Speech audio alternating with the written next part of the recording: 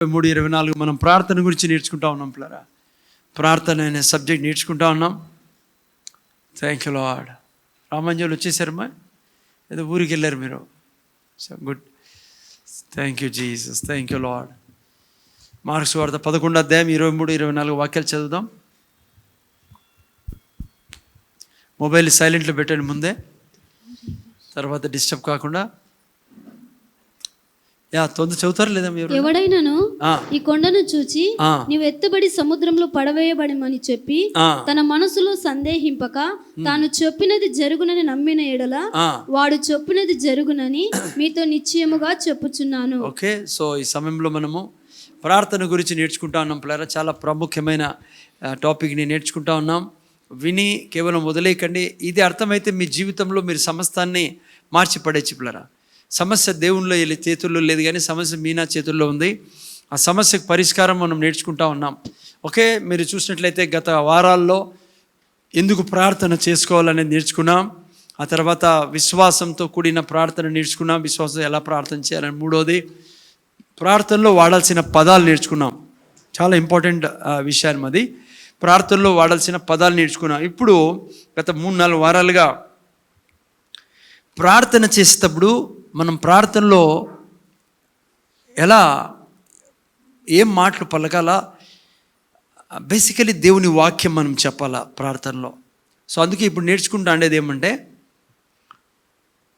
Exactly ఏం చెప్పాలా ప్రార్థనలో, నువ్వు ప్రార్థన చేసుకుంటూ ఏం చెప్పాలా, అది నేర్చుకుంటా ఉన్నాం పిల్లరా.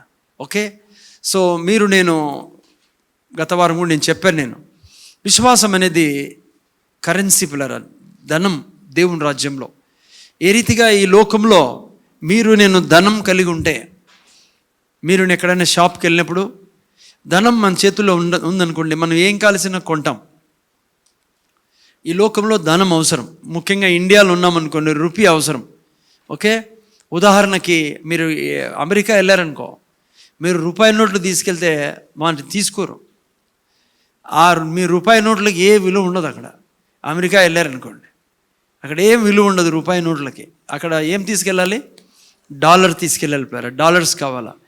సో ఈ విధంగా లోకంలో మనకి ఏది కావాలన్నా మనకు డబ్బు అవసరం, కరెన్సీ అవసరం, రూపీ అవసరం.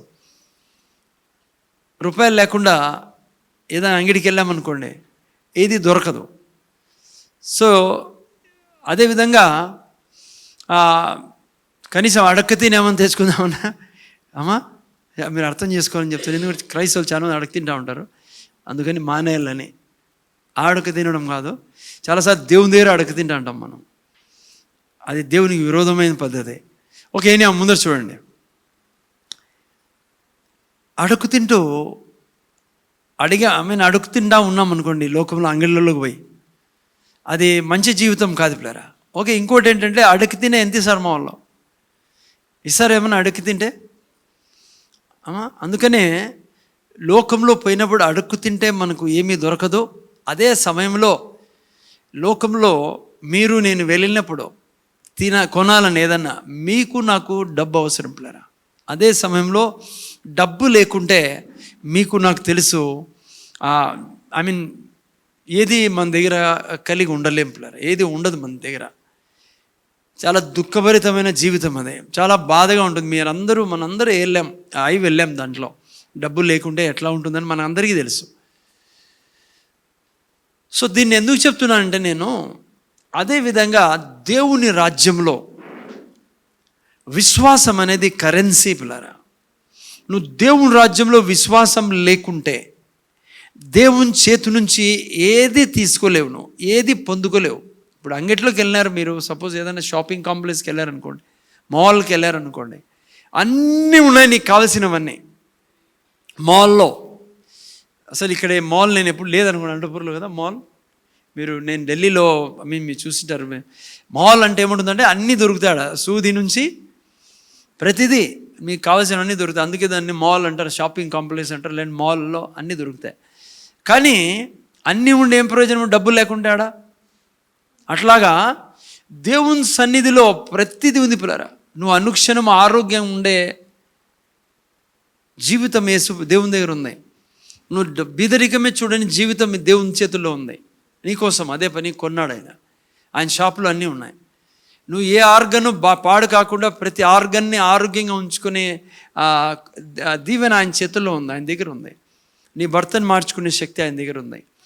నీకు ఆకాశం కింద భూమి మీద నీకు ఏం కావాలో అన్నీ ఆయన దగ్గర ఉన్నాయి. కానీ ఆయనకు నువ్వు డబ్బులు ఇవ్వలేదనుకో, అంటే కరెన్సీ ఇవ్వలేదనుకో, ఏం కరెన్సీ ఆయనకు కావాల్సింది? అక్కడ రూపాయి చెల్లదు, అమెరికాలో రూపాయి చెల్లదు, డాలర్ కావాలా. దేవుని సన్నిధిలో నువ్వు రూపాయి ఇచ్చినా ఏం ప్రయోజనంలా, డాలర్ ఇచ్చినా ఆయన దగ్గర నుంచి ఏం తెచ్చుకోలేవు. ఏం కావాలా ఆయనకి? విశ్వాసం. అందుకే ఇప్పుడు నేను ప్రార్థనలో కూడా చెప్పా, బైబిల్ చెప్తుంది 2 విషయాలు ఎప్పటికీ జీవితంలో మర్చిపోద్దండి ఈ భూమి మీద ఉన్నంత వరకు. బైబిల్లో ఏం రాబడిందంటే దేవునికి అసాధ్యమైంది ఏదీ లేదు. మనకందరికీ బాగా తెలుసు. అదే బైబిల్లో అదే దేవుడు ఏమని రాశాడో తెలుసా? ఇంకో చోట, మనిషికి అసాధ్యమైంది కూడా ఏదీ లేదు. ఏ మనిషికి? నమ్ముట నీ వలనైతే నమ్మువారికి అసాధ్యమైంది. నువ్వు విశ్వాసంలో ఉంటే నీకు అసాధ్యమైంది ఏదీ లేదు. ఏదీ లేదంటే ఏదీ లేదు. నేను చెప్పడంలా, ఇదే రాజకీయ నాయకుడు చెప్పడంలా, ఓటు వేయించుకునే దానికి. దేవుడు చెప్పిన తర్వాత అది అంతే సెటిల్, అంతే ఆకాశంలో. అర్థమవుతుంది నాయన? సో మీరు చూస్తే విశ్వాసం అనేది నీ జీవితంలో నీకు అసాధ్యమైంది ఏదీ లేదుగా చేస్తుంది. అందుకే విశ్వాసము చాలా ఇంపార్టెంట్ కరెన్సీ నా జీవితంలో మనం ఎప్పుడు కలిగి ఉండాలా. ఎట్లా వస్తుంది విశ్వాసం? ఎట్లా వస్తుంది విశ్వాసం? నేను మీకు చెప్పే 3 స్టెప్స్. ఇది ఎప్పటికీ మన గుండెల్లో బంధించి పెట్టాలా. ఈ 3 స్టెప్స్ ఎప్పటికీ విశ్వాసము వాక్యం చెప్పిన వెంటనే రాదు. ఈ 3 స్టెప్స్ ఏంటిమా? ఫస్ట్ నువ్వు వాక్యం చెప్పినప్పుడు విశ్వాసం రిలీజ్ కాదు. ఫస్ట్ నువ్వు వాక్యం చెప్తున్నప్పుడు, ఉదాహరణకి యేసయ్య తిన్న దెబ్బల చేత నాకు స్వస్థత లభించింది అని ఆ వాక్యం నువ్వు చెప్పినప్పుడు, ఈ ఫస్ట్ స్టెప్లో బాగా వినాలి. ఇది మీరు ఈ ఫస్ట్ స్టెప్లో నీ నోటి నుంచి వాక్యం వచ్చినప్పుడు నీ హృదయంలోకి వెళ్తుంది. అది నీకు మార్పు తేదు, అది నీ జీవితంలో అద్భుతం తేదు, అది కరెన్సీగా మారదు. లేదంటే అది దేవునికి కావలసిన విశ్వాసం అది ఇది. అందుకే గుర్తుపెట్టుకో. ఎందుకంటే చాలాసార్లు వాక్యం చెప్తున్నాను సార్, 5 రోజుల నుంచి చెప్తున్నా ఏం కాలేదంటారు చాలామంది. అంటే వాక్యం నో బాగా అర్థం చేసుకో ఏం చెప్తున్నాను నేను. నేను వాక్యం చెప్పేటప్పుడు ఫస్ట్ స్టెప్లో ఆ వాక్యము హృదయంలోకి వెళ్తుంది నాన్న, హృదయంలోకి వెళ్తుంది. హృదయంలోకి వెళ్ళిన తర్వాత సెకండ్ స్టెప్ ఏమంటే, హృదయము ఒక భూమి లాంటిది. నువ్వు ఎంత పంపిస్తావో వాక్యాన్ని, ఆ సెకండ్ స్టెప్లో ఏం చేస్తుంటే ఈ వాక్యము లోపల హృదయములో విశ్వాసంగా మారుతూ ఉంటుంది. అందుకే భూమిని దేవుడు వాక్యాన్ని విత్తనంతో పోలుస్తాడు, భూమిని హృదయంతో పోలుస్తాడు. ఎట్లయితే విత్తనం వేసినప్పుడు భూమిలోకి వెంటనే చెట్టు రాదు, వెంటనే ఫలం రాదు. విత్తనం వేసినప్పుడు ఆ భూమిలోకి పోయిన తర్వాత భూమి విత్తనం కలిసి కొంత తెలుగులో పని జరుగుతుంది అక్కడ, పని. అర్థమవుతుందా? మూడోది ఏంటి? ఆ తర్వాత భూమి ఏం చేస్తుంది? చెట్టు ఇస్తుంది బయటికి. ఓకేనా? ఎగ్జాక్ట్లీ అదే యేసుప్రభు చెప్పాలనుకుంటున్నాడు విత్తనం గురించి చెప్పినప్పుడు. ఓకే, జాగ్రత్త వినండి. అందుకే సైతాన్ ఏం ఎత్తుకుపోతాడు? విత్తనం ఎత్తుకొని పోతాడు, వాక్యం ఎత్తుకొని పోతాడు. అందుకే వానికి ఈకుడిది. ఎవరికి వెళ్ళ వాక్యము? హృదయానికి వెళ్ళ పిల్లరా. అదే ఓకే, ఫస్ట్ స్టెప్ నువ్వు చెప్పినప్పుడు అది ఫస్ట్ స్టెప్. ఆ వాక్యము లోపలి పోయి నువ్వు కంటిన్యూగా చెప్తా ఉండాలి. ఇప్పుడు సెకండ్ స్టెప్ ఏంటిమా? కంటిన్యూగా యేసయ్య తిన్న దెబ్బలు చేసి వస్తుంది. ఆ తర్వాత 10 నిమిషాలు కంటిన్యూగా ఏ ఏరియాలో అయినా నీకు ఇచ్చిన వాగ్దానాన్ని నువ్వు కంటిన్యూగా చెప్పినప్పుడు అది సెకండ్ స్టెప్. అందుకే వినుట దేవుని యొక్క వాక్యం వలన అంటాడు. హియరింగ్ అంటే నువ్వు వింటానే ఉండాలా, అది సెకండ్ స్టెప్. అప్పుడు నీ హృదయం ఏం చేస్తూ ఉంటుందంటే, ఏం కుక్ చేస్తూ ఉంటుందంటే, ఏం వండుతూ ఉంటుందంటే, హృదయము విశ్వాసాన్ని వండుతూ ఉంటుంది. నీ హృదయము విశ్వాసంతో నిండిపోతుంది పిల్లరా. అర్థమైందా? ఆ తర్వాత థర్డ్ స్టెప్ బ్రదర్ వింటానారా? దయతో వినండి అమ్మ. మూడో స్టెప్ ఏమో తెలుసా? నిద్రపోయే వాళ్ళు ఏం చేయాలి తెలుసా? మీరు లేచి నీళ్ళు తాగాలి, లేకుంటే కొద్దిగా ప్రార్థన చేసి రండి. ఆ తర్వాత వినకుండా చేసనేది సాతాను. అందుకే మీకు ఏముండదు జీవితం లోపల. మెలకుగా ఉండే బాధ్యత మీది. మీరు గద్దించాలా, సాతాన్ని గద్దించాలా, నిద్ర స్పిరిట్ని యేసునామములో దూరం పంపించి. నిద్ర కొన్నిసార్లు వస్తుంది, కొంతమందికి షుగర్ ప్రాబ్లం ఉన్నప్పుడు ఉంటుంది. అన్నిటికీ దురాత్మ అనను నేను, కానీ నువ్వు కంటిన్యూగా వాక్యం వినకుండా పడుకుంటాను, ఎప్పుడు వచ్చిన చర్చిలో నీకు ప్రాబ్లం ఉంది. అది నువ్వు యుద్ధం చేయాలా, దాంతో తీసేసుకోవాలా, మెలకుగా రావాలా, ఇంట్లో రాకముందు ప్రార్థన చేయాలా. అర్థమైందా? ఇప్పుడే చెప్తాను, వాడు ఎత్తుకుపోతాడు, నీ లోపలికి ఏం పోనీడు, మొత్తం లోపల హృదయంలో ఏం ఉండదు. అందుకే చిన్న సమస్య వచ్చేకి నువ్వు ఏదేదో చేసేస్తావు, ఏదేదో అయిపోతావు, ఇంకా ఏదేదో సమస్యల్లో పడతావు నువ్వు పోయి. ఓకే, జాగ్రత్తగా వినండి.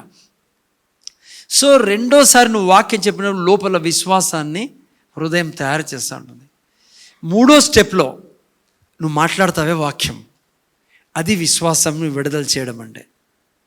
ఓకే, అందుకే ఈ థర్డ్ స్టెప్లో ఎప్పుడు ప్రవేశిస్తామంటే, నువ్వు కంటిన్యూగా వాక్యం చెప్పే వ్యక్తివైతే, నెగిటివ్ మాటలు మాట్లాడుకోకుండా అప్పుడు నువ్వు వాక్యం చెప్పేవైతే ఒక స్టేజ్ వస్తుంది నీకు, నువ్వు ఒక స్థానానికి చేరుకుంటే. ఏ స్థానం అంటే, నువ్వు నోరు తెరిస్తే విశ్వాసం విడుదలవుతుంది. నువ్వు నోరు తెరిస్తే ఇమ్మీడియట్గా నీ పరిస్థితులు మారుకుంటూ వెళ్ళిపోతుంటాయి. అది దేవుని చేతి నుంచి నీకు సమస్తం తెచ్చిచ్చేది. ఎందుకు ఈ 3 స్టెప్స్ చెప్తున్నానంటే, నిరుత్సాహపడాల్సిన పనులే మనకు. నువ్వు స్టార్ట్ చేసే వాక్యం చెప్పడం కంటిన్యూ అవుతూ ఉండవు. ఒక క్రైస్తవుడు బ్రతకాల్సిన విధానమే ఇది. వాక్యమే నోట్లో నుంచి ఎప్పుడు పోతూ ఉండాలి బిడ్డ.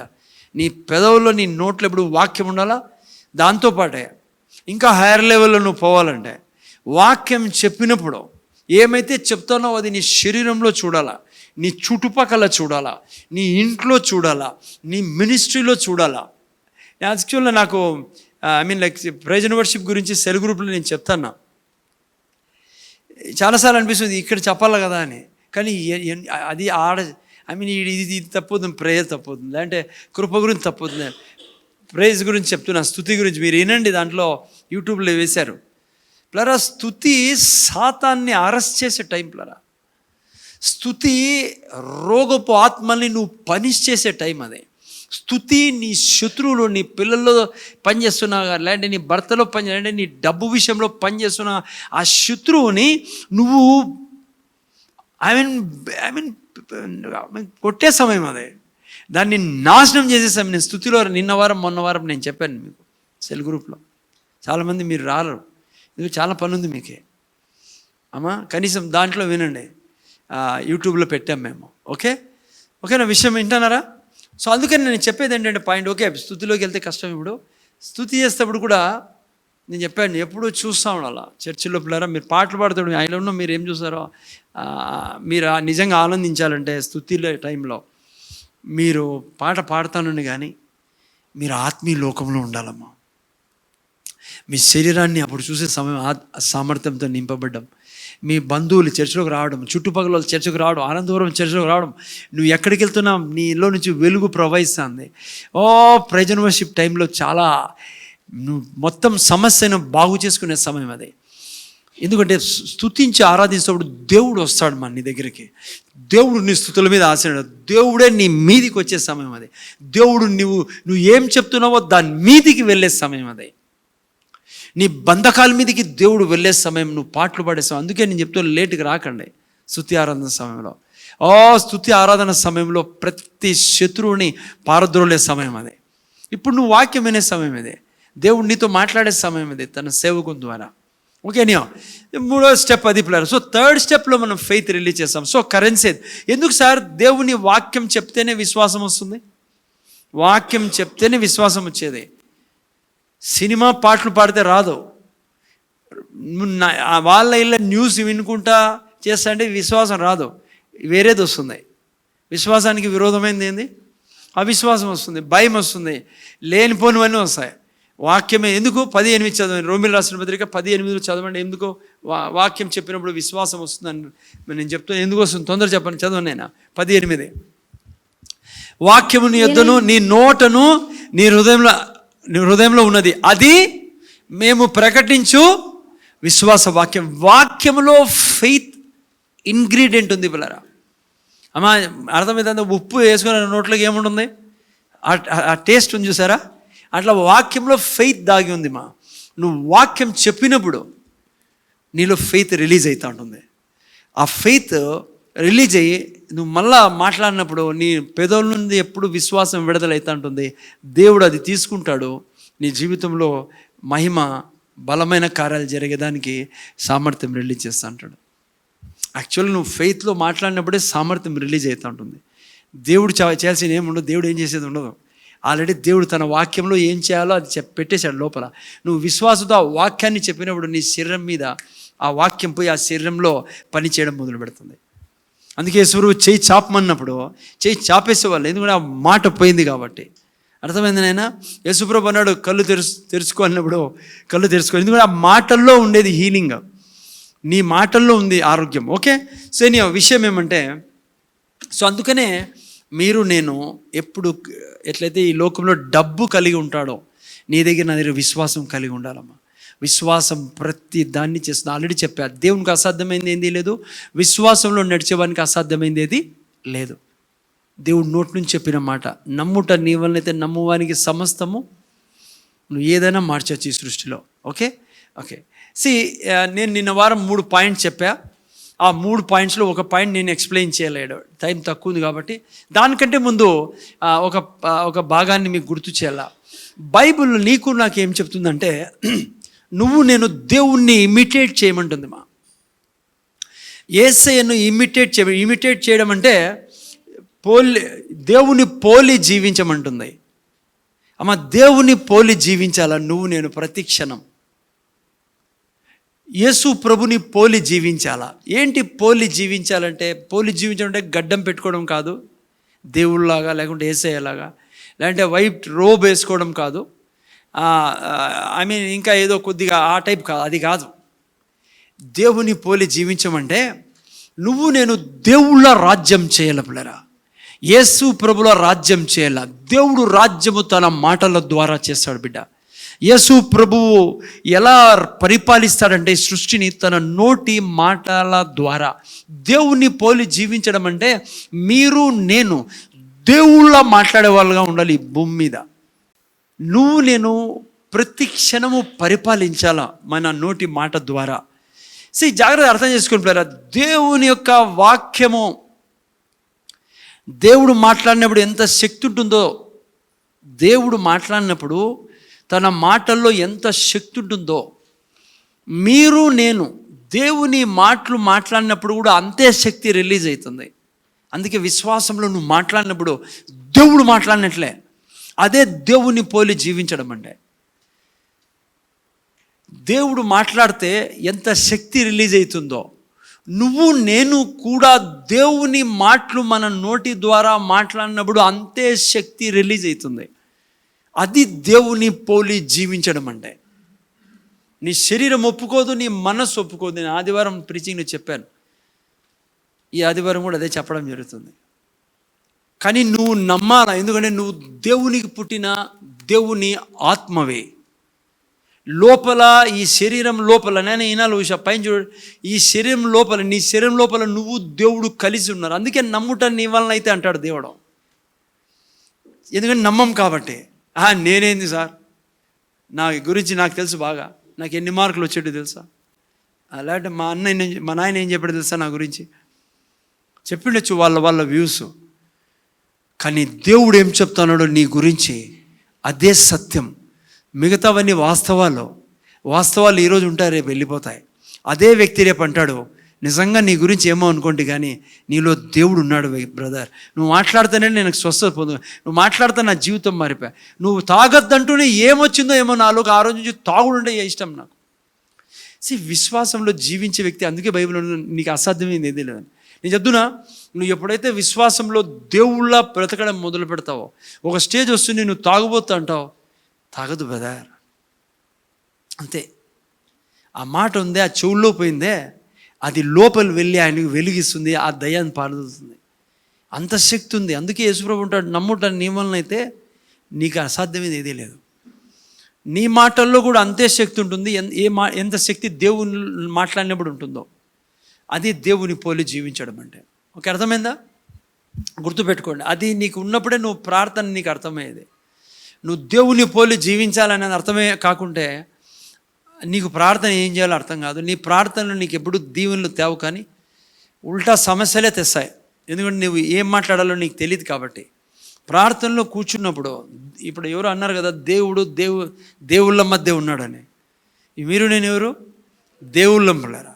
ఈ దేవుళ్ళ మధ్య ఎవరున్నారు? దేవుడు ఉన్నాడు. నువ్వు ప్రార్థన చేస్తానప్పుడు దేవుడితో మాట్లాడుతున్నాడు. ఏ దేవుడు?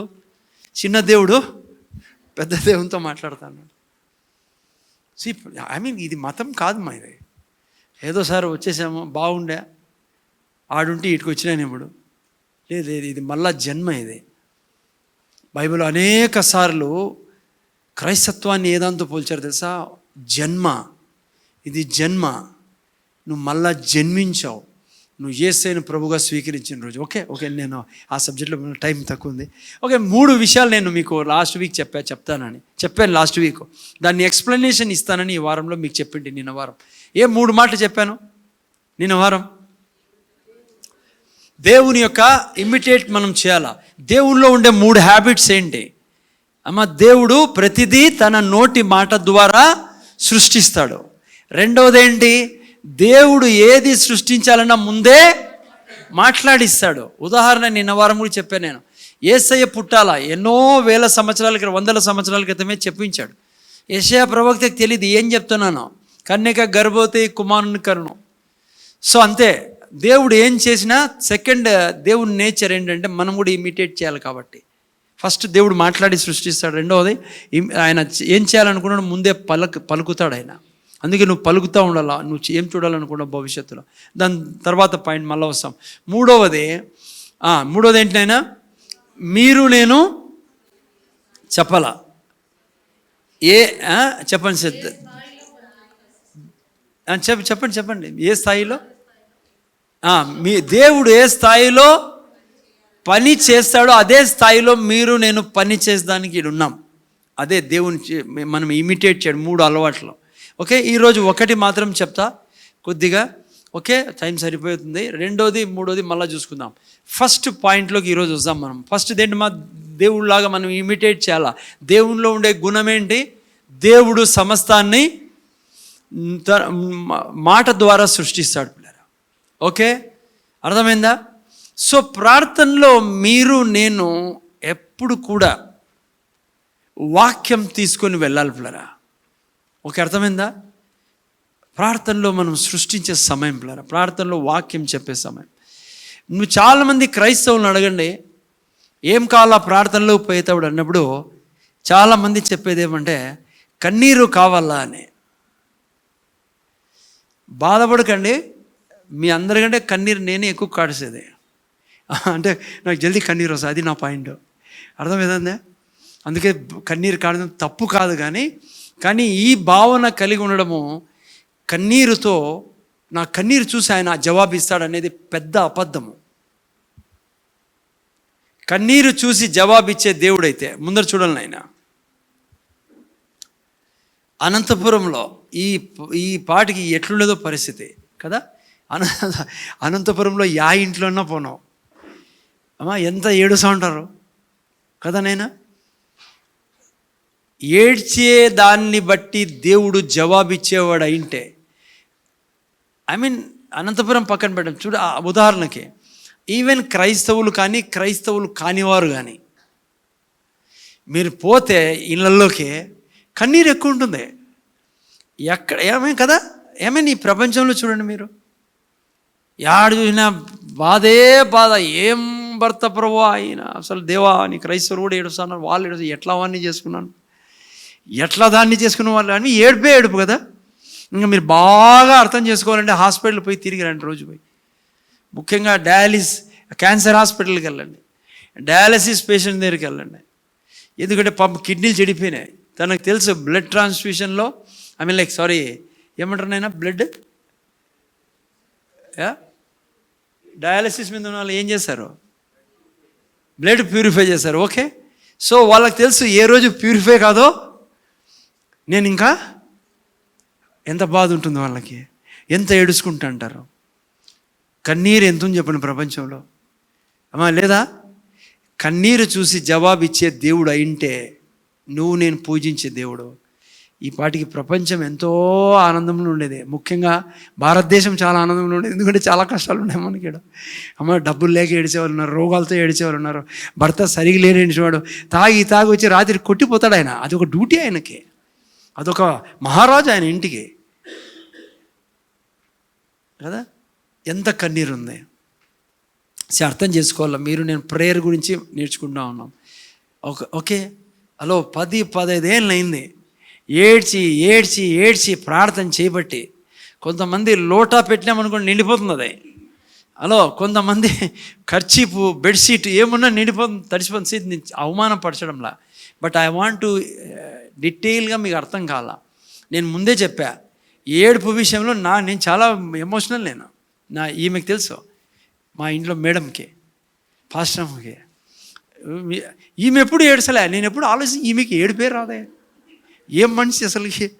మా ఇంట్లో నేను చూశాను, ఈమెకి ఏడుపు నేను ఎప్పుడు చూడలే. మా స్వీట్కి కూడా ఏడుపు రాదు. వీళ్ళు ఆడోళ్ళు, వీళ్ళు ఏడుస్తారు, నేను ఏడుస్తా. చూసారా, మా వాడు కూడా ఎప్పుడు నేను అంత ఏడ్చేది కానీ వాడు కూడా ఎమోషనల్, పాపము బాధపడతాడు. ప్రియా కూడా ఏడుస్తుంది. మా ఇంట్లో ఫ్యామిలీ ఎట్లేదు మాది. ఆడవాళ్ళంతా నేనే ఏడ్చేది. వీళ్ళని అడిచినా నేను ఏడుస్తా, వీళ్ళు ఏమన్నా నేను ఏడుస్తా. వీళ్ళని అడిచినా నేను మన ఏదో విషయాన్ని ఈ ముందర కూర్చొని నేను ఏడుస్తాను, కన్నీళ్ళు పోతానే. ఏమన్నా నువ్వు చెప్తావు కానీ మళ్ళీ నువ్వే బాధపడతా అంటావు అని. సో ఎందుకు చెప్తానంటే మళ్ళీ మీరు అనుకునే రాతి మనిషి అంటాడు. నేను రాతి మనిషి కాదు, చాలా ఏడుసా.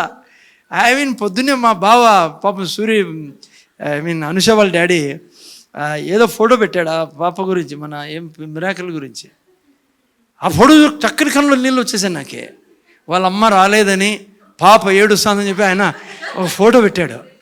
వాళ్ళ అమ్మాయి కోసం ఎదురు చూస్తుంది అని ఓ ఫోటో పెట్టాడు మిరాకిల్ది. నాకు దడాన్ గుండెల్లో అంతా ఒక నిమిషం నిజం కళ్ళు నీళ్ళు వచ్చేసాయి నాకే. అబద్ధం చెప్పడం నేను, దేవుడు పులిపి టక్కన నాకు. ఎందుకంటే నాకు బాధ వేస్తాను, అయ్యో నిజమా చిన్నపిల్ల ఏడుస్తుంది, వాళ్ళ అమ్మ కోసం వెయిట్ చేస్తుంది. మిగతా వాళ్ళు ఎవరు కామెంట్ పెట్టలే, మాకు కూడా కన్నీళ్ళు వస్తాయని.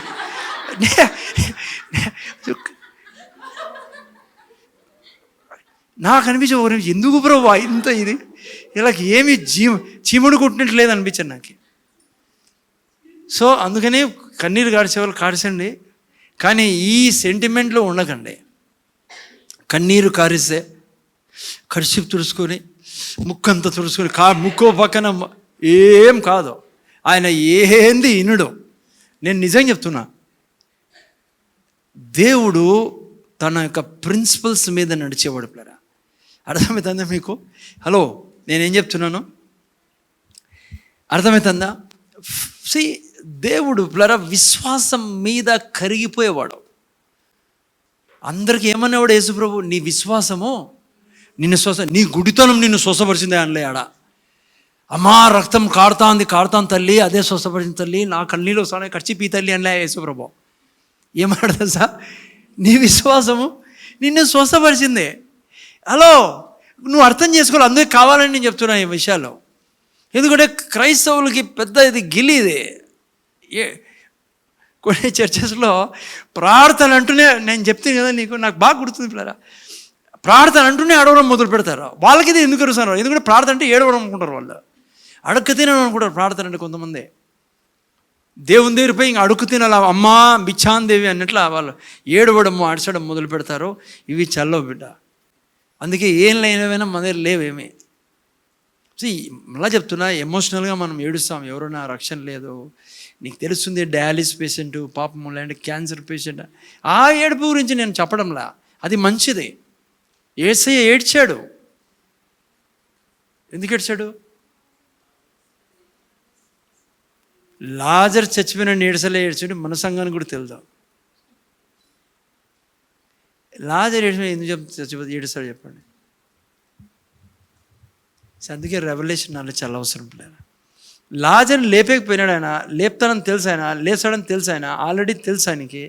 ఆయన గురించి కాదు, ఆడుండే హృదయం ఉందే ఆ ప్రజల్లో, మొండితనం, అర్థం చేసుకోలేకపోతారని అన్నయ్యని. ఓకే సరే, ఎనీహో మీరు బాధపడకండి, లాజర్ కోసం ఏడుస్తాడు కొంతసేపు. మీరు మళ్ళీ బాధపడతారు, ఈయన ఏం చెప్తాను. ఓకే, ఎనీహౌ లాజర్ కోసం ఏడ్చాను అనుకుందాం, మీ పాత యొక్క స్టేట్మెంట్ ఉండిలేండి అట్లే, నో ప్రాబ్లమ్స్. ఓకే, ఎనీహౌ ప్రభు ఏడుస్తాడు పిల్లరా కదా, కన్నీరు కార్చాడు మొత్తానికి. ఓకే, ఎనీహౌ విషయం ఏమంటే చాలా సంఘాల్లో ఏడుపు లేదంటే ప్రార్థన అంటే హలో ఆలోచించండి. మీ పిల్లలు మీ దగ్గర ఊరికి ఏడుస్తుంటే నువ్వు చూసిన సేపు చూస్తావు, చెప్తావా లేదా నీకేమన్నా కావాలంటాడు కదా. అనంతపురం భాషలో అడుగుతాను, మీకు ఊరికే వచ్చి గోంగులు పెడ ఏడుస్తాను అనుకో, బుర్ర నువ్వు చెప్తావా నీకేమన్నా కావాలా, తిక్కబట్టిందా నీకే అంటావా లేదా. నేను తప్పుగా అంటాను, క్షమించండి, నేను మీ అర్థం కావాలని చెప్తాను. నీకే అంత రేగితే ఇంత చేస్తానా, ఇంత పెడతానా, ఇంత ఇచ్చినా వీడు ఏడుస్తాడు వచ్చి చెప్పను కూడా చెప్పడంటే ఎట్లుండదు మనకి. అందుకే దేవుని సన్నిధిలో వెళ్ళినప్పుడు నేను మీకు చెప్పాను కదా, దేవుని వాక్యంతో నేను వెళ్ళాలి పిల్లరా. అర్థమవుతుందా? దేవుని సన్నిధి వెళ్ళినప్పుడు విశ్వాసంతో వెళ్ళాలా. ఏడుచుకుంటా అడక్క తినుకుంటా పోకూడదు. అడక్క తినేది చల్లదు, స్వర్గంలో ఏడ్చేది చల్లదు, అది వేరే. నువ్వు ఇంకొకరు ఏడవడము, బాధపడ్డము, కానీ ఆ టైంలో జాగ్రత్తగా వినండి, నీ నోట్లో వాక్యం మాత్రమే ఉండాలి. ఈవెన్ నువ్వు ఏడుస్తున్నా జాగ్రత్తగా విను బిడ్డ. నేను నోరు తెరచి కన్ఫెస్ చేయకుంటే, వాక్యము చెప్పకుంటే, ఈరోజు బాగా చాలాసార్లు చెప్పా, 100 సార్లు చెప్పా, ఈ 12 ఏళ్లలో 1000 సార్లు చెప్పింటా నేను.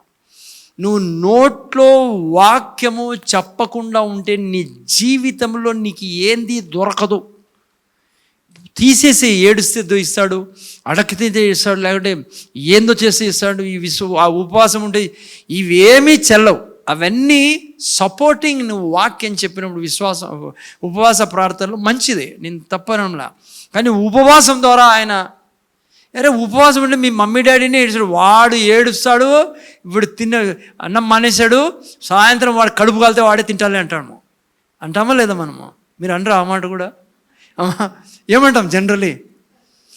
తల్లులు అనర్లేండి, తండ్రి ఏమంటాడు, సార్ వాడు కాలితే వాడే తింటాలే, నువ్వు ఊరికే బాధ వాని గురించి, ఎందుకంటే వాడు సరిగ్గా చదువుకోవడంలే మనకు. అందుకే నేను కదా, నేను జస్ట్ కంపేర్. దేవుడు అట్లా కాదనుకోండి, దేవుడు చాలా ప్రేమమయుడు, మంచివాడు దేవుడు.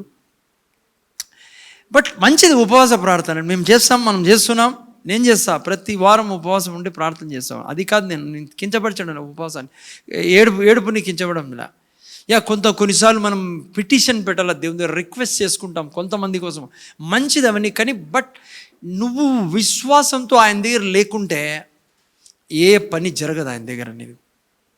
నువ్వు నోరు తెరిచి కన్ఫెస్ చేయకుంటే నీ జీవితంలో ఏమీ పొందుకోలేవు. వాక్యం చెప్పుకోకుంటే ఏం పొందుకోలేవు. అందుకే Christianity is a great confession, and confession is a profession of Christian. Okay, జాగ్రత్తగా వినండి. దీనికి పెద్ద ఉదాహరణ మనం ఫస్ట్ పాయింట్ నేర్చుకుంటున్నాం. దేవుణ్ణి ఇమిటేట్ చేయడంలో ఫస్ట్ పాయింట్ ఏంటి? వాక్యం ద్వారా సమస్తాన్ని సృష్టించాలి. ప్రార్థనలో ఏం చేయాలి? వాక్యం ద్వారా సమస్తాన్ని సృష్టించాలి. ఇజ్రాయెల్ జనాంగాన్ని ఎగ్జాంపుల్ తీసుకోండి. ఇజ్రాయెల్ జనాంగము దేవుడు ఐగుప్తు నుంచి బయటికి తీశాడు పిల్లరా.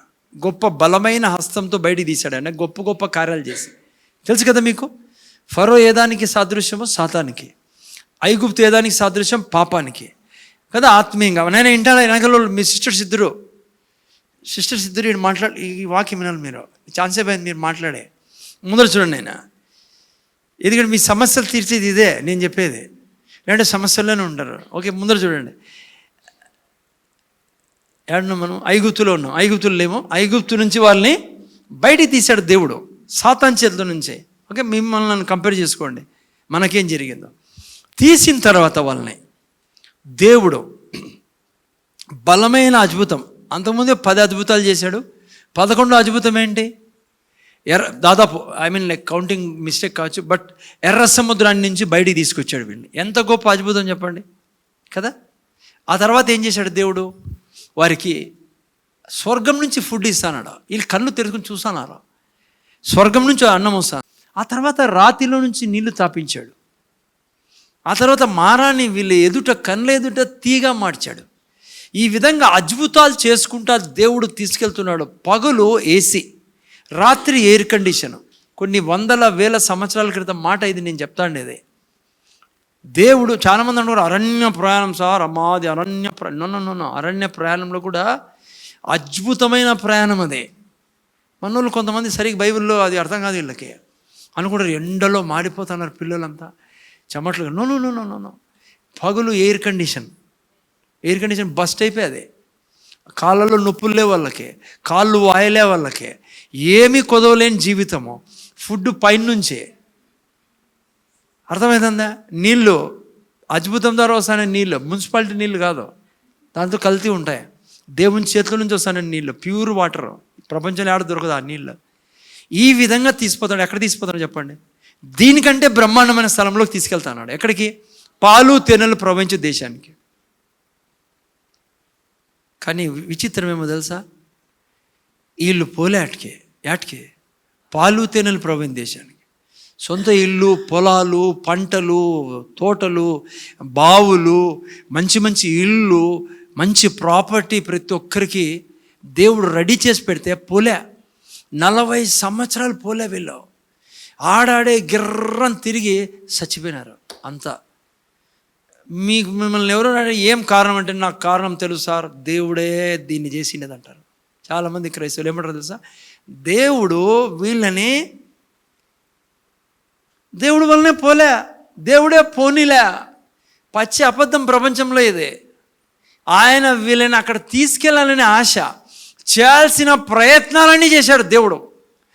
ఏది వదలని ప్రయత్నాలన్నీ చేశాడు దేవుడు. 20 అద్భుతాలు చేశాడు వీళ్ళ ముందర. అది కూడా ఇట్లా చిల్లర అద్భుతాలు కాదు, వాళ్ళ అమ్మా నాన్న చూడని అద్భుతాలు, ప్రపంచంలో జరగని అద్భుతాలు అవి.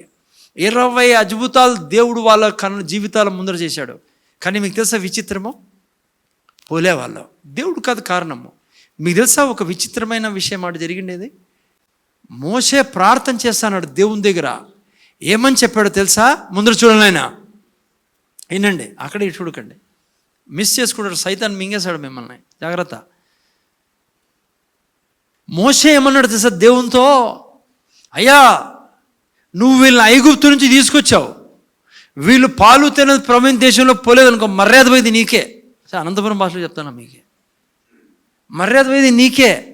నువ్వు ఐగుప్తు, వీళ్ళంతా అరణ్యంలో చచ్చిపోయినారనుకో, వాళ్ళు ఏమనుకుంటారు? మిగతా దేశస్తులు, ప్రపంచంలోని దేశాలని ఏమనుకుంటారు తెలుసా? వీళ్ళ దేవుడు వీళ్ళని తీసుకొచ్చినాడు, అరణ్యంలో చంపేసినాడు చూడు అనుకుంటారు. నీకు చెడ్డపేరు వస్తుంది చూడు. మోషే అన్నాడు దేవునితో. చూడు ఎంత విచిత్రమో. కానీ వీళ్ళు పోలే. అంత ఛాలెంజ్ ఉన్నా దేవుడు అన్నాడు, ఏం చేయమంటావు మోషే? వీళ్ళని ఏం చేయమంటావు? నేను అన్నీ చేశా, నేను, నాకు అవమానం తెస్తానన్నారు వీళ్ళు. నాకు కూడా తెలుసు అదే, నేను కాదు కారణము దీనికి. వీళ్ళ నోర్లు ఏం చేశారు? వీళ్ళు ఏం మాట్లాడేవాళ్ళు తెలుసా? వీళ్ళు దినమంతా దేవుడు 12 మందిని గూఢచారులను పంపిస్తే దాంట్లో 10 మంది వాపసు వచ్చి ఏమన్నారు? దేవుడు అంటాను, నేనే వింటున్నారా? పక్కన హెల్ప్ చేయండి, వినలేకపోతా అంటే. అర్థమవుతుందా? ముందర చూడండి పిల్లరా, దేవుడు అన్నాడు,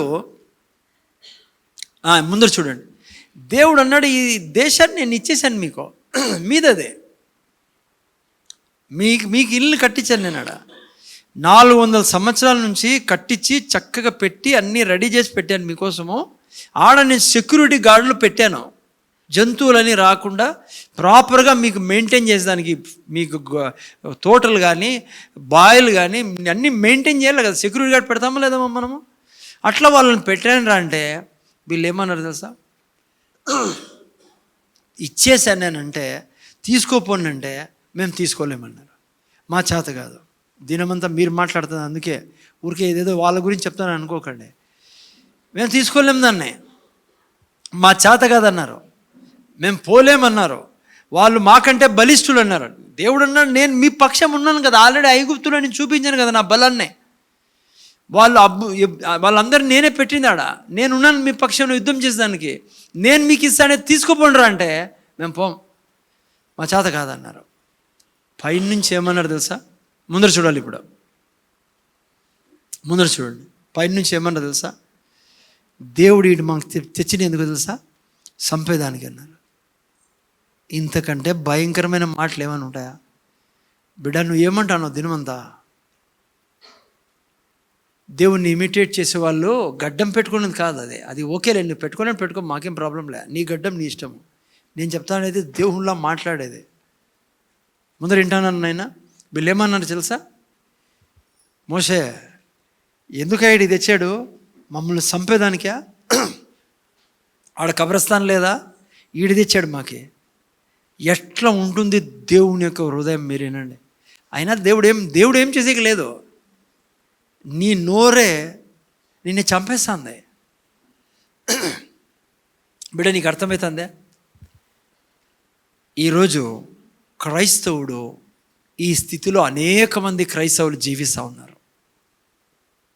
దేవుణ్ణి ఇమిటేట్ చేయడంలా మాట్లాడే విషయంలో దేవుడు ప్రతిదీ తన నోటి మాట ద్వారా సృష్టిస్తాడు. అందుకే ఆ 3 స్టెప్స్ మర్చిపోకండి. ఏం స్టెప్ అది?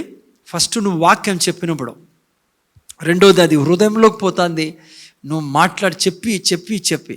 థర్డ్ స్టేజ్ ఏంటి? నువ్వు మాట్లాడతావే, ఆ తర్వాత అది విశ్వాసం విడుదల చేసేది, అది దేవుళ్ళా మాట్లాడేది. అందుకే యేసుప్రభు అన్నాడు, పేతురో నువ్వు ఈ కొండను చూసి 22లో అన్నాడు దేవుని లాంటివి, 21లో అన్నాడు పేతురు అన్నాడు, యేసయ్యా నువ్వు చెప్పిన చెట్టు చచ్చిపోయిందయ్యా. 22లో యేసుప్రభు అంటాడు, నువ్వు కూడా నాలాంటి విశ్వాసం కలిగి, దేవుని లాంటి విశ్వాసం కలిగి. ఇక్కడ రాయబడింది దేవుని యందు విశ్వాసం ఉంచి. నో. యాక్చువల్ మీరు గ్రీక్ బైబిల్లో చదివితే, కొన్ని మంచి తెలుగు బైబిల్లో కూడా కింద స్టార్ వేసి పెట్టింటారు, దేవుని లాంటి విశ్వాసం కలిగి. పేతురో ఈ కొండని చూసి నువ్వు సముద్రంలో పడమని చెప్తే ఏంటి దేవుని లాంటి విశ్వాసం? దేవుళ్ళ మాట్లాడేది ఎప్పుడు వస్తుందో తెలుసా? నీ జీవితంలో నువ్వు ఫస్ట్ సెకండ్ స్టెప్స్ని పాస్ చేసింటావే, అది ఆటోమేటిక్గా వచ్చేదే. అందుకే నువ్వు నిరుత్సాహపడు, వాక్యం చెప్తూ ఉండు, స్టార్ట్ చేసి, నీకు తెలియకుండానే విశ్వాసం నీ హృదయం నింపుతూ ఉంటుంది. ఆ తర్వాత నువ్వు మాట్లాడుతుంటావే, అది కావాలా దేవునికి. చాలామంది మేము నేను దేవుళ్ళ మాట్లాడేదానికి ఈ ప్రీచింగ్ ఇన్వాలనేదే. నువ్వు దేవుడు అని నేను చెప్పడంలా, కానీ నువ్వు దేవుని స్వరూపంలో పోలికలో ఉన్నావు. నేను దేవుళ్ళ మాట్లాడమని చెప్తానా, దయ్యంలా మాట్లాడమని చెప్పానమ్మా? పోనీ దేవుడు చెప్తానా బైబిల్లో దయ్యంలా మాట్లాడరాను అమ్మా? దేవుళ్ళ మాట్లాడమంటాను. ఎందుకంటే మనం దేవుని యొక్క స్వరూపంలో పోలికలో సృష్టించున్నాం బిడ్డ. అందుకే పౌలు అంటాడు, ఇజ్రాయెల్ జనాంగం ఏం చెప్పండి మనకు? మోడల్ ప్లరా, మాదిరి. చదవండి ఎవరైనా 1 కొరింథీ 10వ అధ్యాయం 1 నుంచి 6 వరకు చాలా బాగా రాబడింది. 6వ వాక్యం మాత్రం చదవండి, టైం లేదు కాబట్టి. 6వ వాక్యం మాత్రం చదువునైనా. వారు ఆశించిన ప్రకారము మనము చెడ్డవాటిని ఆశించుకున్నట్లు ఈ సంగతులు మనకు దృష్టాంతములుగా ఉన్నవి. చూసారా, వాళ్ళు ఎవరంటే మనకు దృష్టాంతములుగా ఉన్నారు. అంటే వాళ్ళని చూసి వాళ్ళు చేసినట్టే చేయొద్దండి. వాళ్ళు దృష్టాంతములు. వాళ్ళు ఎక్కడ పోలేదు? పాలు తేనెలు ప్రవీణ్ దేశం పోలే. వాళ్ళు ఆరోగ్యంలో, ఆశీర్వాదాల్లో, విజయంలో, ఉత్సాహంలో జీవించలేదు. కారణం ముందర చూడు బిడ్డ, ముందర చూడండి. మీరు నేను కోతులో కుక్కలో కాదు, దేవుడు తాడేసుకొని లాక్కుని పోయేదానికి. దేవుడు నిన్ను నన్ను మెడ పట్టుకొని నూకడు దాంట్లోకి. వాళ్ళని మెడ పట్టుకొని నూకలే దేవుడు ఊదింటే అందరూ పోయి పడిపోయేవాళ్ళు అక్కడ. పాలు తేనెలు ప్రబంధం చేసేవాళ్ళు. అట్లా తీసిపోడు దేవుడు. ఎందుకు చెప్పండి? అటు నుంచి మళ్ళీ పరిపోయేసారు వీళ్ళు. వీళ్ళు ఏమంటారో తెలుసా? మేము వాపస్ ఐగుప్తుకు పోతామంటా అన్నారు. ఆ టైపు. నీ చెప్తున్నా, దినమంతా ఏం మాట్లాడుతున్నావు బిడ్డ? ఏం ఆలోచిస్తావు హృదయంలో? వాపస్ ఐగుప్తుకు పోలనా? లేదంటే ఏం మాట్లాడుతున్నావు దినమంతాను? దేవుడు తన యొక్క మరణ పునరుత్థానం ద్వారా, యేసుక్రీస్తు యొక్క మరణ పునరుత్థానం ద్వారా నీ కొరకు పాలు తేనెలు ప్రతి క్షణము అన్నీ అరేంజ్ చేసి పెట్టాడు. నువ్వు ఈరోజు ఈ ప్రతి క్షణము దేవుళ్ళ మాట్లాడే బాధ్యత కలిగి ఉన్నాను. వాక్యం చెప్పేది, వాక్యం మాత్రమే నువ్వు చెప్పాలా. ఇంకా ఏ భాష నీ నోట్లో ఉండకూడదు. ఓకే, చిన్న ఎగ్జాంపుల్, క్లాసికల్ ఎగ్జాంపుల్ మీకు నేను ఇస్తాను, జాగ్రత్తగా వినండి. మీరు నేను ఎలా రక్షింపడ్డాం? మనం రక్షింపడ్డానికి ఏం చేశాం అమ్మా? ఏం చేశాం? ఎవరైనా చదవండి. రోమిలు రాసిన పత్రిక 10వ అధ్యాయం చదవండి. ఎవరన్నా 10:9 చదువు. నేను ఎవరన్నా అదేమనగా యేసు ప్రభు అని నీ నోటితో ఒప్పుకొని దేవుడు మృతుల్లో నుండి ఆయన లేపనని నీ హృదయమందు విశ్వసించిన యెడల నీవు రక్షింపబడుదువు. దేవుడు మృతుల్లో నుండి ఆయన లేపన స్టార్టింగ్ సార్ ఏం చేసావు నువ్వు? ప్రభు అని నోటితో ఒప్పుకున్నావు. ముందర చూడండి పేరా. చాలామందికి నేను చెప్తాను కదా, ఉదాహరణకి నేను జస్ట్ ఎగ్జాంపుల్ కోసము నేను అనుకోండి, బ్రదర్ నువ్వు నోరు తెరిచెప్పుడు నా దేవుడు తన స్వర్గపు ధననిధి నుంచి నా ప్రతి అవసరత తీరుస్తారని అనుక్షణం చెప్పు. నువ్వు అప్పుల్లో ఉన్న చెప్పు, నీ డబ్బుకు సంబంధించి అనుక్షణం నీ పెదవుల మీద రాల్సింది my God shall supply all my needs, ప్రతి అవసరత నా దేవుడు తీరుస్తాడని చెప్పమంటే కొంతమంది మహానుభావులు ఎట్లుంటారు కదా క్రైస్తవులు, నేను చెప్పను అది అబద్ధం చెప్పను. నేను ఎందుకురా నేను అబద్ధం అంటే, నేను అప్పుల్లో ఉన్నా, నేను బీదరికంలో ఉన్నా, అది నేను చెప్తే అబద్ధం కదా. బాగా వినాలి ఇప్పుడు మీరు. విశ్వాసం ఎప్పుడు చెప్పదు నీకు అబద్ధం చెప్పమని. విశ్వాసం కానీ నేను కానీ నీకు ఇది చెప్పడంలే. ఎవరైనా కనపడితే నాకు అప్పులు లేవు నాకు అప్పులు లేవు, నేను అప్పులు లేను, నువ్వు ఖచ్చితంగా అబద్ధం చెప్తాను. ఎందుకంటే నీకేమున్నాయి? అప్పులు ఉన్నాయి. అయితే విశ్వాసం ఏం చెప్తాందంటే, ప్రార్థనలో ఏం చెప్పమంటుంది విశ్వాసం అంటే, దేవుడు ఏం చెప్తానో నువ్వు అది చెప్పమంటుంది నీ డబ్బు గురించి. నువ్వు ఎప్పటివరకైతే చెప్పవో, నా దేవుడు నా ప్రతి అవసరం తీరుస్తాడు, యెహోవా నా కాపరి, ఆయన నాకు లేమి లేకుండా చేసిన దేవుడు, ఆయన బీదోడై నన్ను దాన్ని పక్కన పెట్టు. నీ అప్పుల్లో ఉండేదని నువ్వు ఏం దేవుడు చెప్తాడో అది చెప్పడమే విశ్వాసం.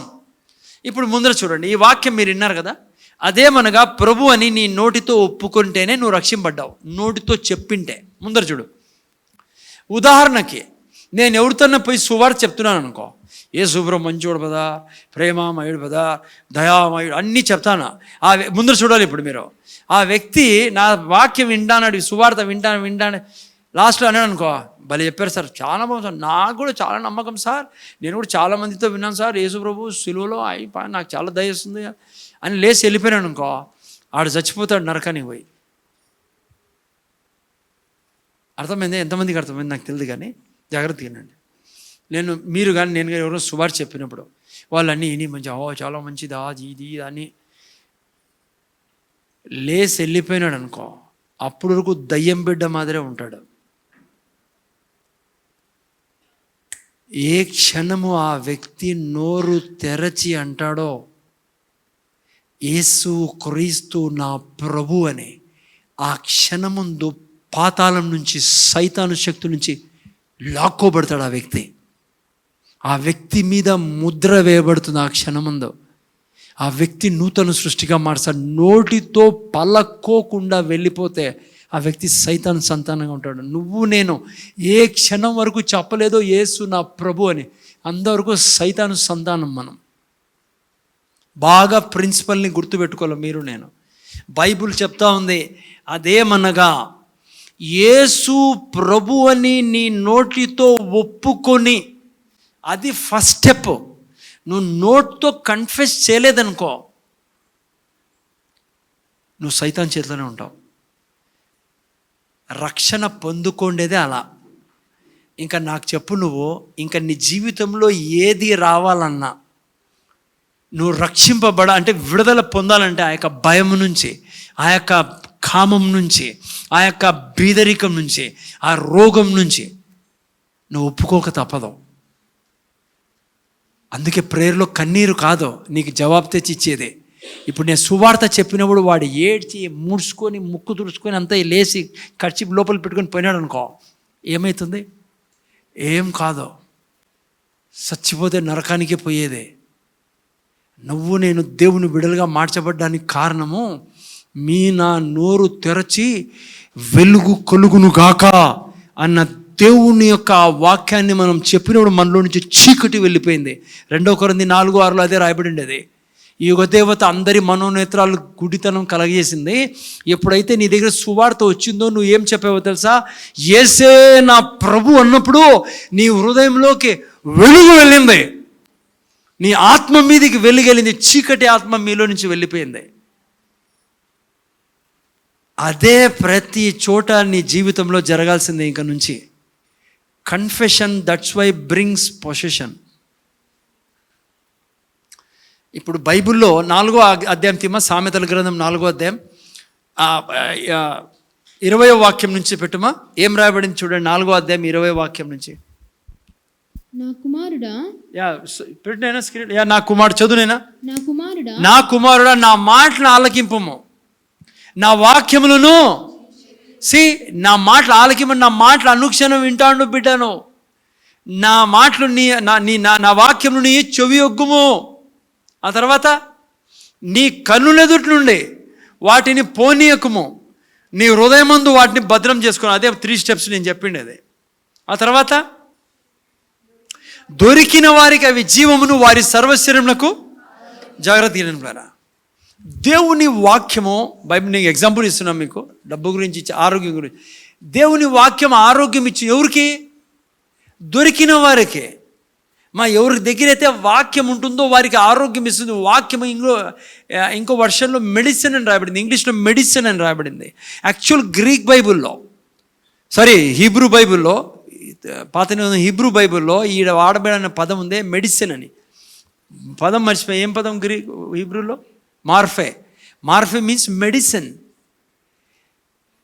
వాక్యము నీ మెడిసిన్ అదే అమ్మ. ఇన్నైనా ఇప్పుడు డాక్టర్ అన్నాడు అనుకో, 3 రోజులు 5 రోజులు 3 పూట్ల మాత్ర వేసుకోవాలనుకున్నాను అన్నాడు అనుకో, ఏం చేస్తాం? మాత్ర వేసుకుంటాం పిల్లరా. బైబిల్ ఉంటుంది వాక్యం మాత్ర, మెడిసిన్.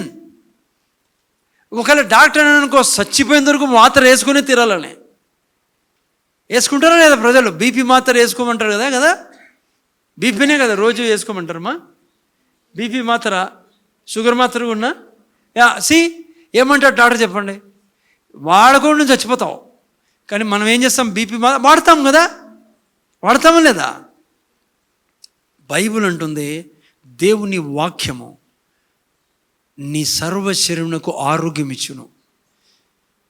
ఈ సృష్టిలో ఏ మెడిసిన్ లేదు నువ్వు కంప్లీట్గా క్యూర్ చేసేదే. కానీ వాక్యము, బైబిల్ ఏమన్నా తెలుసా? నీకు ఆరోగ్యం ఇచ్చును. చూడండి పిల్లరా, నేను అందుకే అనుక్షణము దేవుని వాక్యాన్ని మెడిసిన్లా తీసుకుంటూ ఉండాల. అప్పుడు జీవితాంతం ఆ మాత్రం తీసుకోవాల్సిన అవసరం ఉండదు.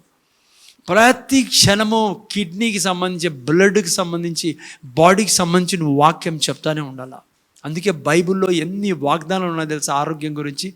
పక్షిరాజు యవ్వనం వల్లే నీ యవ్వనాన్ని నువ్వు కొత్తగా చేసుకుంటూ ఉంటావు వాక్యం ద్వారా. నీ బ్లడ్ని కొత్తగా చేసుకుంటూ ఉంటావు. వాక్యము మెడిసిన్లా పనిచేస్తుంది. అందుకే నేను వాక్యం చెప్పేది ఊరికి చెప్పి విడిచిపెట్టదండి. మీ బాడీలో చూడండి వాక్యాన్ని, మీ బ్లడ్లో చూడండి, మీ బోన్స్లో చూడండి. నిరుసాపడకో.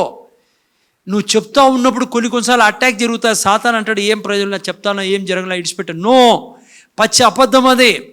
భూమి ఆకాశములు గతించును కానీ దేవుని నోటి మాట ఎప్పుడు గతించదు. ఇది శాశ్వత కాలానికి ఉండేది. స్వర్గంలో స్థిరపరచాడు దేవుడు.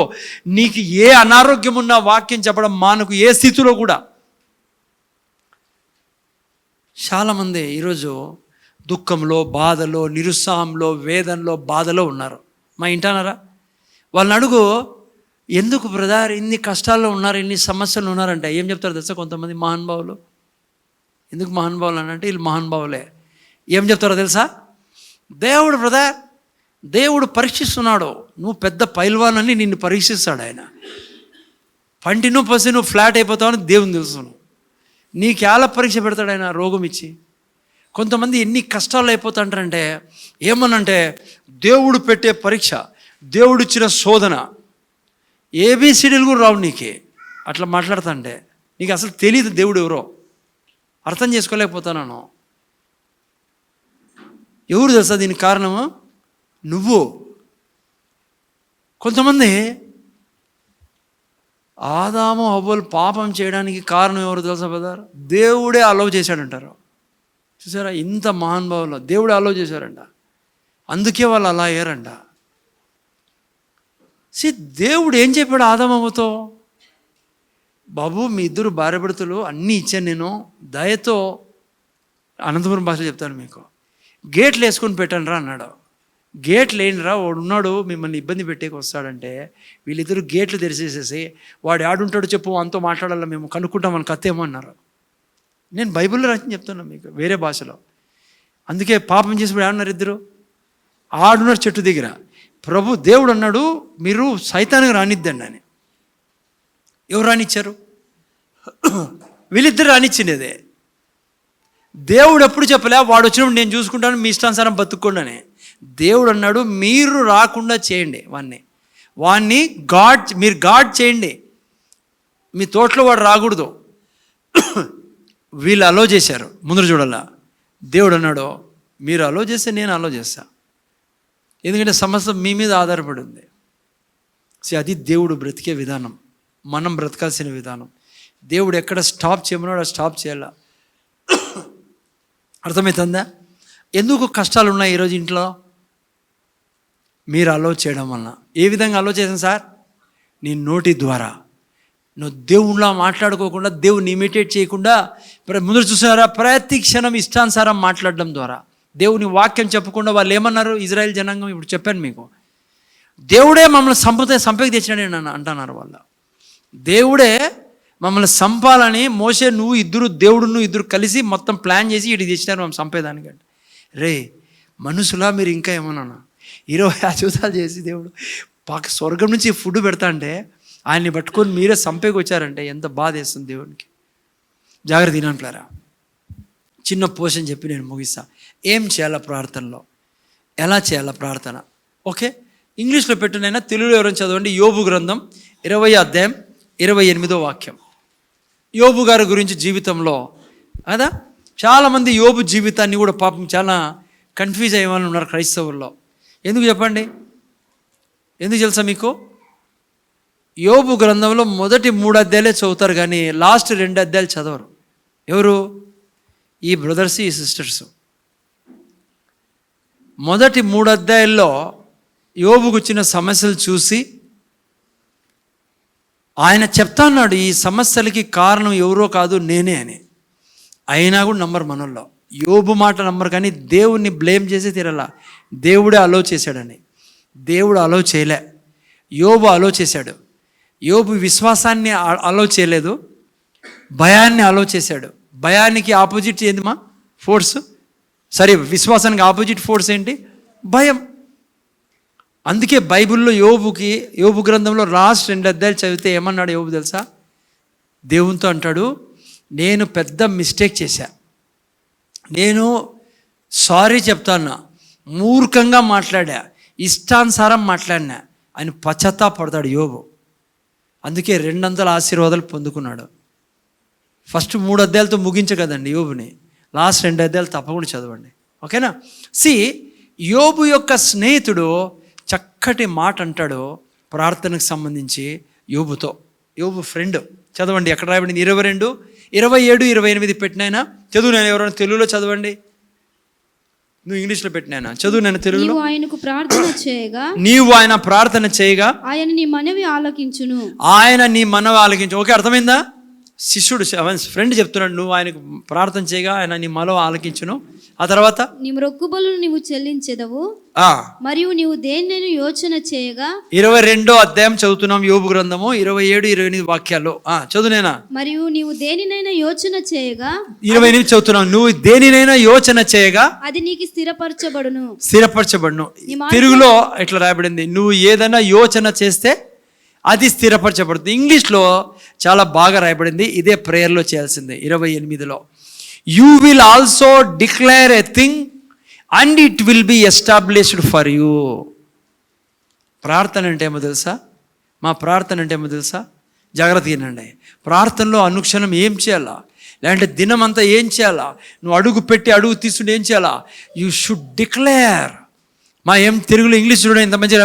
యూ విల్ ఆల్సో, తెలుగులో చదవాలని నేను చదివిన తర్వాత, you will also declare a thing and it will be established for you.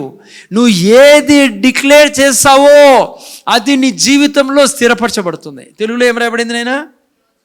చదువునైనా.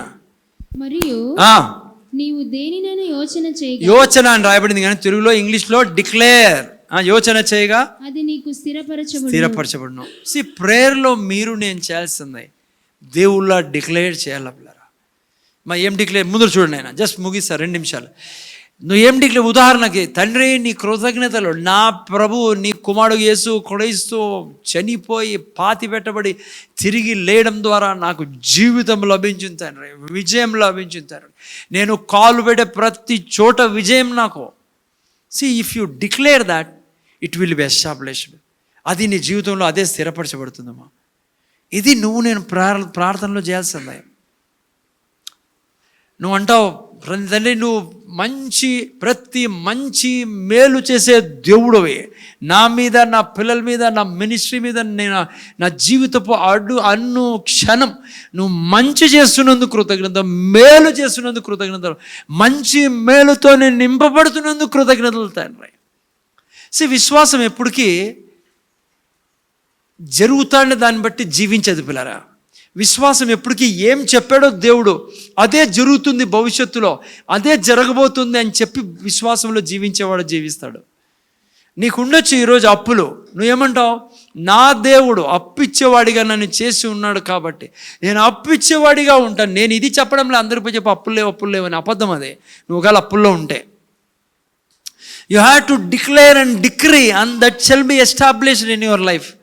ప్రేయర్లో నువ్వు చెప్పాల్సింది, ఏ సార్ నువ్వు తిన్న దెబ్బల చేత నాకు స్వస్థత, నా అణువులో ఆరోగ్యం ఇచ్చావు, పక్షిరాజు యవ్వనం వలె నా యవ్వనాన్ని కొత్తగా చేస్తున్నావు, క్రొవ్విన దూడ గంతులు వేసినట్లు నా చచ్చిపోయే దినం వరకు నా శరీరంలో ఆరోగ్యంతో నేను జీవిస్తాను, దాన్ని ఎముకల్లో సత్తు కలిగి జీవిస్తా, నా నరాల్లో ఆరోగ్యం కలిగి జీవిస్తా, ఎందుకంటే నువ్వు చెప్పావు, నేను చెప్తున్నా. ప్రార్థనలో మీరు నేను ఎల్లప్పుడూ డిక్లేర్ చేయాలి పిల్లరా, డిక్రీ చేయాలా, అది ప్రార్థన. ముగిస్తాను, జాగ్రత్త. ఎందుకు పిల్లరా దేవుడు ఇంత గొప్ప ప్రణాళికని రచించాడు, రక్షణ ప్రణాళికని అంటే తనే మనిషిగా వచ్చాడు, లేదంటే తన కుమారుడిని పంపించాడు. ఆయన దేవుడు, ఓకేనా, దేవుడు మనిషిగా వచ్చాడు, ఓకేనా. చూడండి, ఆయన తన కుమారుని పంపించి ఆయన్ని మనిషిగా పుట్టేటట్లు చేసి ఆయనని మనిషి మాదిరి 33.5 సంవత్సరం పెట్టి చివరికి మన అందరి పాపాలను తీసుకెళ్ళి ఆయన మీద వేసి ఆయన్ని చనిపోయేటట్లు చేసి ఆ తర్వాత ఆయనకి పాతాళానికి పంపించి నరకంలో 3 రోజులు పెట్టి ఆ తర్వాత లేపి మనందరి నూతన సృష్టి, ఇవంతా ఎందుకు చేశాడు అనుకున్నారు మీరు నేను రోగంతో బతికేదానికా ఇంత చేయాలి? ఆయన అట్లే రోగంతోనే ఉంటాంటాం కదా, బెదిరికం ఉండదు, అట్లా బెదిరికం ఉంటుంది. ఎందుకు చేయాలి ఇదంతా? ఆయన ఎందుకు చేయాలా? అది మనకెందుకు తెలపాలా? ఇప్పుడు మనం తెలిపిన తర్వాత మనం ఎందుకు రక్షకుడుగా అంగీకరించాలా? ఇప్పుడు ఎందుకు ప్రభువుగా మనం స్వీకరించి వెళ్తున్నాం? ఇంతెందుకు చేశాడు తెలుసా? నీ జీవితంలో ఎప్పుడు నువ్వు పాలు తేనెలు ప్రవహించే జీవితాన్ని నువ్వు కలిగి ఉండాలా, నీ శరీరం నిండా ఆరోగ్యం ఉండాలా, నీ కళ్ళ నిండా ఆరోగ్యం, నీ పిల్లల్లో నీ జీవితంలో నువ్వు వెలుగు ఉండాలమ్మా. నీ ద్వారానే కదా అన్యులకు తెలిసేది సత్యదేవుడు ఎవరు ఈ లోకంలో అని. నీ దగ్గర అన్నీ ఉంటేనే కదా, నువ్వు ఆరోగ్యంలో ఉంటేనే కదా. ఆయన ఎందుకు ఇస్తాడు నీకు అనారోగ్యమో? నీకు అనారోగ్యం ఆయనకేం లాభమో? పోనీ పక్కింటోనికి ఏం లాభము? చర్చికి పోయినావు, నువ్వు చూసి ఎప్పుడు ఇంట్లో పడింటావు ఆ రోగంతో. కానీ మన క్రైస్తవులు సువార్త అర్థం కాక గబ్బులెప్పెట్టేసి, అందుకే మనము ఎక్కడ మనం చూసి ఎవరు నీకు నాకు తేడా ఏం బ్రదర్ అంటారు వాళ్ళు. అందుకే ఇంత గొప్ప కార్యాన్ని దేవుడు జరిగించింది. ఎందుకంటే నన్ను వాళ్ళు పాలు తేనెలు ప్రవీణ దేశం ఎందుకు పోలే మాదిరిగా ఉన్నారు, వాళ్ళు దృష్టాంతంగా ఉన్నారు మనకి. ఇప్పుడు మీరు నేను పాలు తేనెలు ప్రవీణ దేశంలో ఉండాలి, ఆనందంతో ఉండాలి, ఆరోగ్యం. ఏం చేయాలి దానికి? ముగిస్తాను, రేపు వారం ఉంది మన దగ్గర. నోరు తెరచి దేవుని వాక్యాన్ని నువ్వు ఎల్లప్పుడూ చెప్పే వ్యక్తిగా ఉండాలా. ఏ స్థితిలో అయినా నెగిటివ్ మాటలు మాట్లాడకూడదు, వాక్యమే చెప్తా ఉండాలి, వాక్యమే చెప్తాడు. చాలా చాలా లాభం ఉంది. ఈరోజు క్రైస్తవులు చెడ్డ అలవాట్ల నుంచి బయట రాలేకపోతున్నారు. సిగరెట్ అలవాట్ల నుంచి, బీడీలు తాగే, అంటే ఇంకా చెడ్డ అలవాట్లు ఉన్నాయి. కోపంతో నుంచి బయట రాలేకపోతున్నారు, కామం నుంచి బయటికి రాలేకపోతున్నారు. ఎందుకు తెలుసా? నేను ఆదివారం చెప్తున్నా, నిన్న ఆదివారం చెప్పే ఆల్రెడీ, నీలో పాపం లేదు బిడ్డ. నీ మనస్సుని నువ్వు ఆధీనం పెట్టుకోవడం నీకు అర్థం కావడంలా. ఓకేనా? అది నెక్స్ట్ సబ్జెక్ట్ అనుకోండి, ఆదివారం సబ్జెక్ట్. ఓకేనా? లాస్ట్లో ముగిస్తాను, టైం అవుతుంది. వాక్యం మొదటి గుణం ఏంటి దేవుంది? నేను ఇమిటేట్ చేయాల్సింది దేవుడు తన మాట ద్వారా సమస్తాన్ని సృష్టించాడు. నువ్వు దేవుని స్వరూపంలో పోలికలో ఉన్నావు. ఇమిటేట్ చేయడం అంటే నువ్వు ప్రతిదీ సృష్టిస్తూ ఉండాల దేవుని వాక్యం ద్వారా, వేరే ఏం కాదు ఇక్కడ. అందుకే బైబిల్లో మనకు అన్ని వాగ్దానాలను ఇచ్చిన దేవుడు. ఓకే, కళ్ళు మూసుకుందాం, ప్రార్థన చేసుకుందాం. తండ్రి, నీ కృతజ్ఞతలు ప్రార్థన గురించి నేర్చుకుంటా ఉన్నాం. మాతో నువ్వు మాట్లాడినందుకు కృతజ్ఞతలు తండ్రి. ఇక విన్న వాటిని ఊరికే వదిలేసే వాళ్ళు కాకుండా, ఎదుగో తండ్రి, మేము ప్రతి క్షణం ఇక్కడ నుంచి ఈ 3 స్టెప్స్లో వాక్యం చెప్తా ఉండాలి. నిరుత్సాహపడకూడదు తండ్రి. శత్రువు రకరకాలుగా వాక్యం ఎత్తుకుపోయేదానికి ప్రయత్నం చేస్తాడని బైబిల్ చెప్తా ఉంది, కానీ మేము వదలకూడదు ఈ 3 స్టెప్స్లో. ఆ తర్వాత ఖచ్చితంగా మాలో నుంచి విశ్వాసం బయలుదేరుతూ ఉంటుంది ప్రతి మాటలో. తద్వారా ఇజ్రాయెల్ జనాంగం మాదిరి కాకుండా నాయనా నీ యొక్క ఇష్టమైన బిడ్డలుగా, నిన్ను సంతోషపెట్టే బిడ్డలుగా, నీ చిత్తాన్ని నెరవేర్చే బిడ్డలుగా, అనేక అన్యజనులకు ఆశీర్వాదంగా, దురాత్మను పారద్రోలే వారంగా, రోగులు స్వస్థపరిచే వారంగా, పరిశుద్ధాత్మకు వరాల కోసం ద్వారాన్ని తెరిచే వారంగా మేము తయారవుతాం తండ్రి. విన్న ఈ మాటలు మర్చిపోకుండా సాయం చేయమని ఏ శ్రమలోకి వచ్చినాం తండ్రి. 2 ఆశీర్వాదాలు చేతులెత్తి ఆశీర్వాదం తీసుకుందాం. యేసయ్య కృప, దేవుని ప్రేమ, పరిశుద్ధాత్మ సహవాసం మనకు మన కుటుంబానికి ఇప్పుడు సదాకాలం తోడేను గాక. ఆమె